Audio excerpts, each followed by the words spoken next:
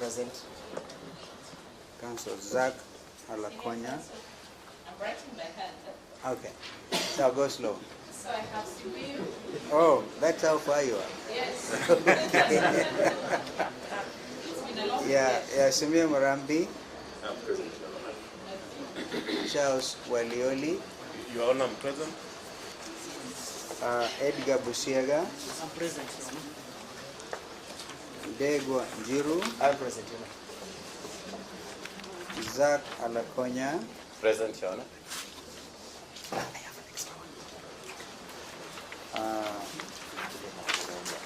Nakorenya Eric.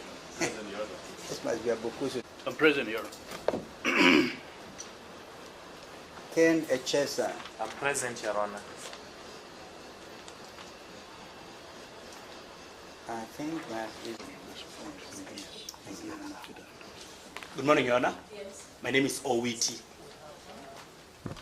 I am present. Sorry, Your Sorry. Honor, my brother Eugene Wamalo. Present, Your Honor. Your Honor, my name is Owiti. I am present for the Republic. I hold brief for Mr. Akula, who will join me shortly. Elfas Omba, Miss Kiigi, and Miss Maranga. Present, Your Honor.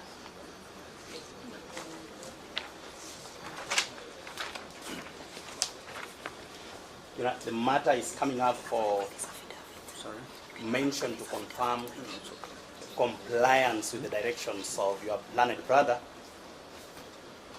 as far as disclosure is concerned.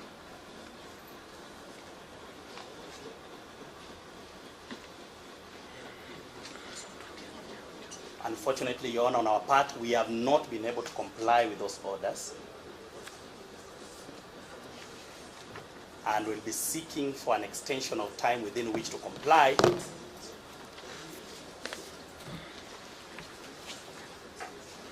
For reasons, Your Honor, that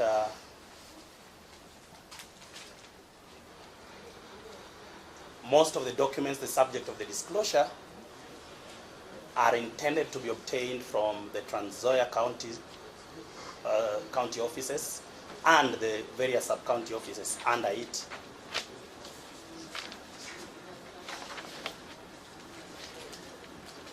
And we have been unable to obtain those documents.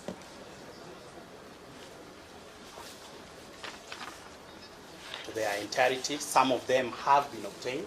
I am informed by the Eacc, at least by Ms. Higi, that letters have been written to the county secretary. At least some of them received on the 19th of, on the 19th and 21st of May, towards obtaining those documents. And the process, we believe, is ongoing to receive them, so that for us to comply with disclosure in the manner described by your learned brother, that they be serialized, among other conditions, we'll be praying for 2 more weeks to comply.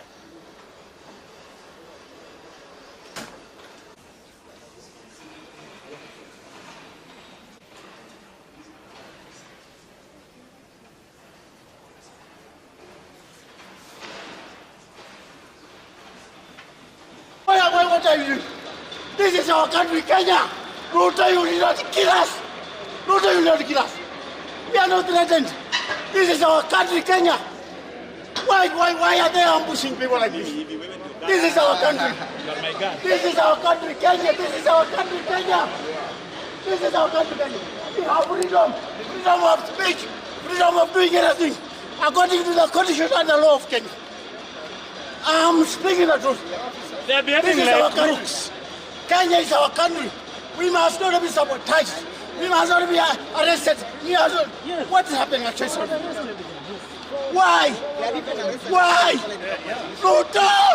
Ruto! Don't kill us! Don't kill us! This is our country. This is our country.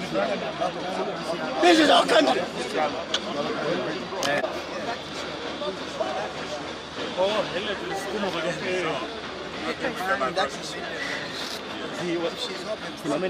Yes.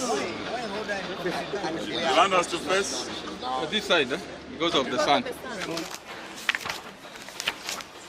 The delay of disclosure of the evidentiary documents and witness statements by the prosecution. The prosecution states that they have not been able to give disclosure of the basis of their case, as they are still in the process of gathering documents from the subject's county and sub-county offices. In the same vein, the prosecution also states that with the information they had gathered, through the investigators, the threshold for the preferring of charges was met. Further, that the decision to charge was well within the ODPP's policy on the same. The application is opposed by counsel for the defendants. They state that the delay caused in the disclosure taken in light of the clamor around the first accused's arrest is a travesty of justice. The defense also protests that the subsequent visits by the investigators to the first accused office and county offices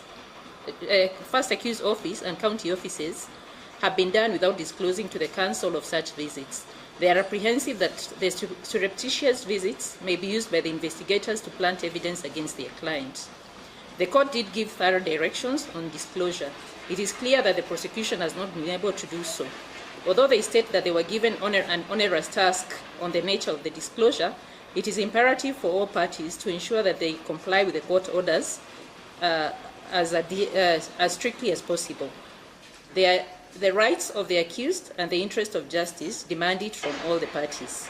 That being said, and even taking into account the decision of the Supreme Court in Hussein Khalid and two others versus the AG on the matter of disclosure being continuous, and having reached the decision to charge, it would follow that the prosecution had reviewed a number of documents and witness statements already in their possession.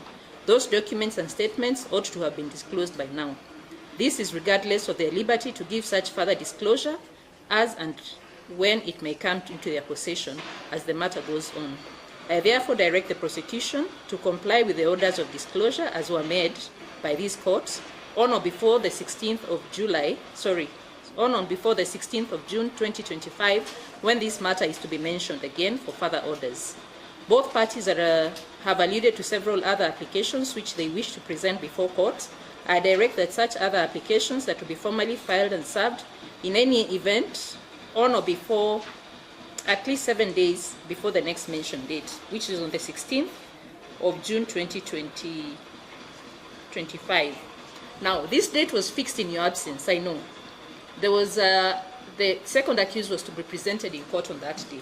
So perhaps if there are any issues that would make it onerous for you to come to court on that day, I may hear them now and for us to consider whether we move that date. We want to say the following. Some of us came prepared to represent both Governor Natembeya and Rose Jerry. A very young lady doing what every Kenyan should be able to do, have open conversation about the state of governance in our country, and just attempting to have a conversation about Finance Bill 2025.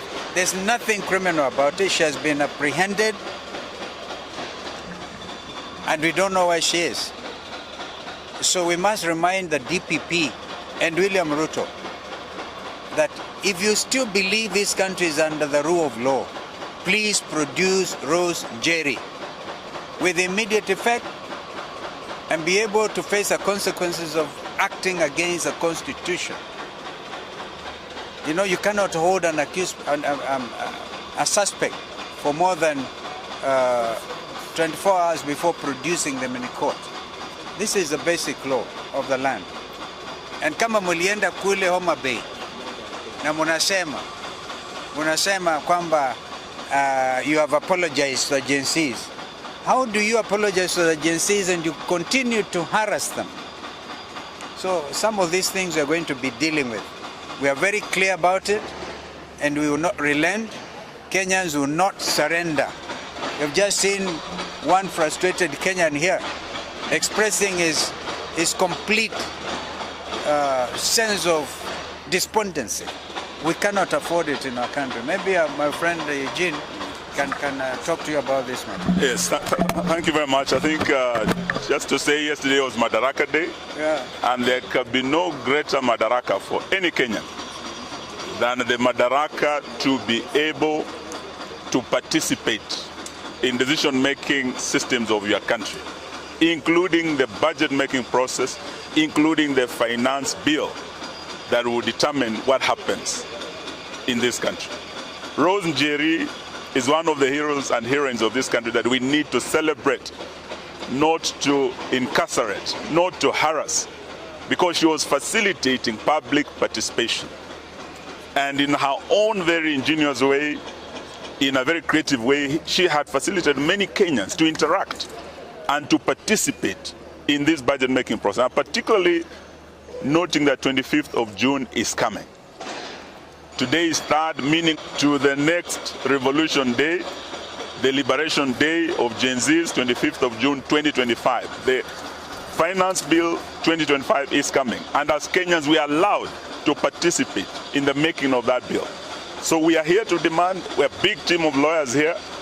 We were ready after the Governor Natembeya case to stand with Rose Njeri. She has been held at Pangani Police Station for several days. We had been told she'll be produced today. As we speak, she's not in any of our courts. Where have they taken her? Why are they holding her? What crime has she committed?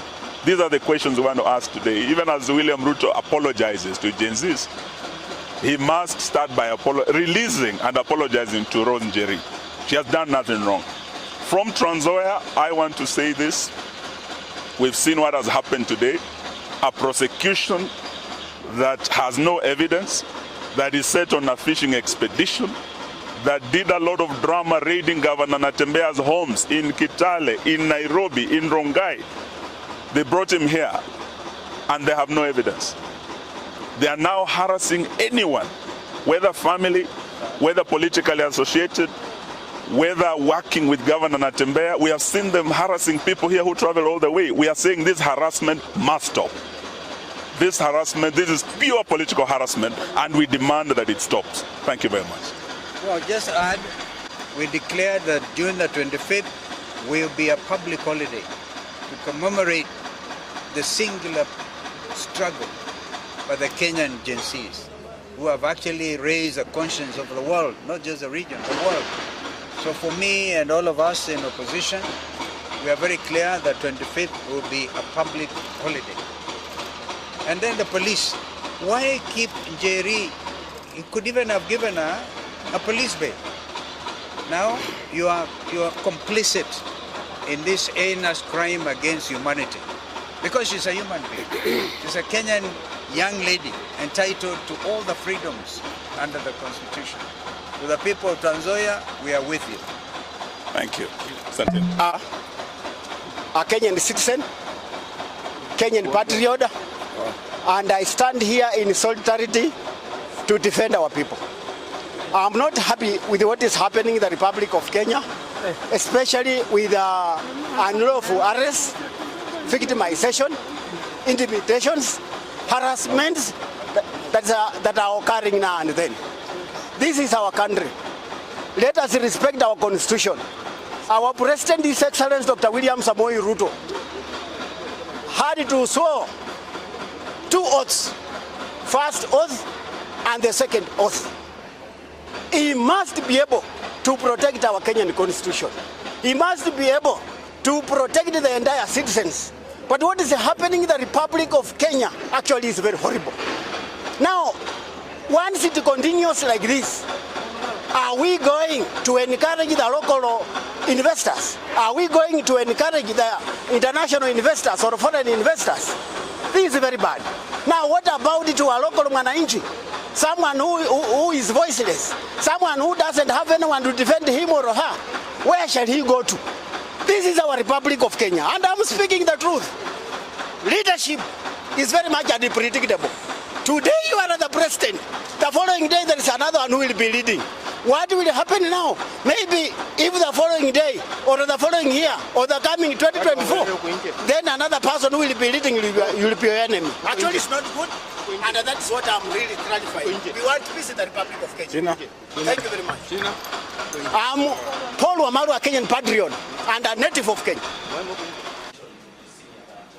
We may not oppose, but I then confirm as is required, and of the view that we could have the middle ground of, during the mentions, at least appearing virtually. That would be our position. From wherever it is, it will appear virtually for the mentions.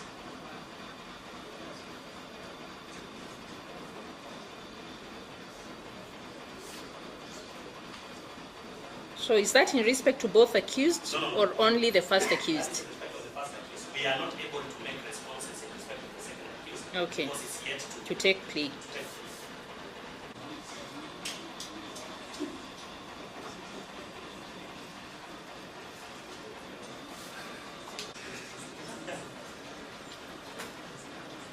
So I'll dispense with the attendance of the second of the mention, then we'll see whether it will be necessary for him to attend or not. But for now, he does not need to attend on the 16th. Mr. Nyaundi and Mr. Ichesa cannot give directions also for the second accused. He's here to take plea. So, strictly speaking, not under our jurisdiction yet. What's wrong? What's wrong? What's wrong? What's wrong? Don't hold me. What's wrong? No, what's wrong? What's wrong? What's wrong? What's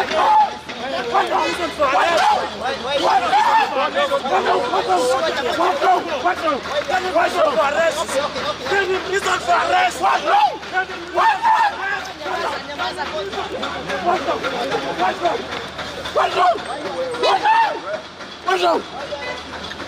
What's wrong?